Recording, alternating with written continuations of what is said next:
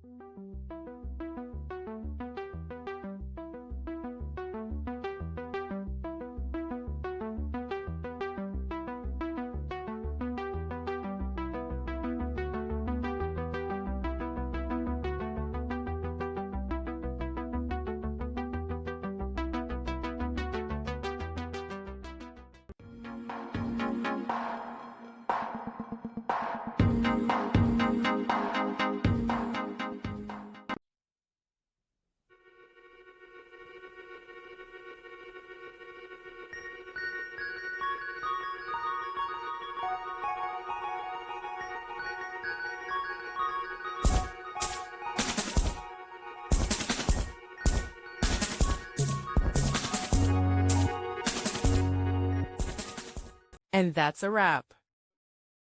I hope you found the answer you were looking for. If you did, take a second to hit that subscribe button. It really helps out. And let me know in the comments which solution worked best for you. See you next time in the debug zone.